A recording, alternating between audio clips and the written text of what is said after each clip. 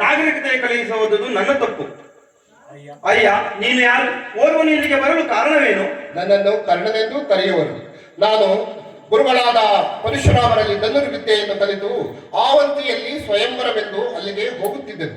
ಮಾರ್ಗ ಮಧ್ಯದಲ್ಲಿ ನಿಷ್ಕಳಂಕ ಹೃದಯದವಳಾದ ತಮ್ಮ ಪುತ್ರಿಯನ್ನು ಕಂಡು ನನಗೆ ಸ್ವಯಂವರಕ್ಕೆ ಹೋಗುವ ಆಸೆಯೇ ತಪ್ಪಿ ಹೋಯಿತು. ಅಯ್ಯ, ನಾವು ಕಿರಾತರು, ಅನಾಗಿದ್ದರು. ಹೀಗಿರುವಲ್ಲಿ ನಮ್ಮ ಸಂಬಂಧವು ಏಕೆ ಬಯಸುವೆ? ಸದ್ಯಕ್ಕೆ ನಾನು ಸಹ ತಮ್ಮ ಹಾಗೆಯೇ ಇರುವೆನು. ಆದರೆ ನಿಜವಾದ ಪ್ರೇಮವು ಲೌಕಿಕ ಜಗತ್ತಿನ ಅಂತಸ್ತುಗಳನ್ನು ಅರಿಯಲಾರದು.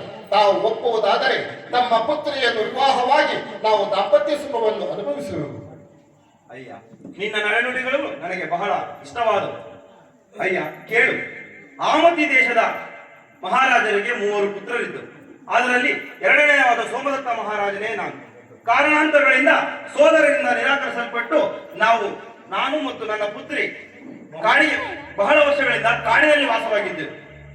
ಹೀಗಿರುವಲ್ಲಿ ನಮ್ಮ ಸಹೋದರರ ಪುತ್ರಿಯರಾದ ಭಾನುಮತಿ ಸುರಸಿಯರ ಮದುವೆ ಎಂದು ವಿವಾಹವೆಂದು ತಿಳಿದು ಅಲ್ಲಿಗೆ ಬರಮಾಡಿಕೊಂಡಿರುವರು. ನೀನು ಅಲ್ಲಿಗೆ ಬಂದರೆ ನನ್ನ ಪುತ್ರಿಯನ್ನು ನಿನಗೆ ಗಾಂಧರ್ವ ವಿವಾಹ ಮಾಡಿಕೊಡುವೆನು. ನಾನಿನ್ನು ಹೋಗಿ ಬರಲೇ? ಆಗಬಹುದು, ನಾನು ಧನ್ಯನಾದೆನು. ಪ್ರಿಯೆ, ನಿನ್ನ ನನ್ನ ಮದುವೆಗೆ ನಿಮ್ಮ ತಂದೆಯವರು ಒಪ್ಪಿದಂತಾಯಿತು. ಈಗ ನಿನ್ನ ನನ್ನ ಅನುರಾಗವು ಹಾಲು ಜೇನು ಬೆರೆತಂತಾಯಿತಲ್ಲವೇ?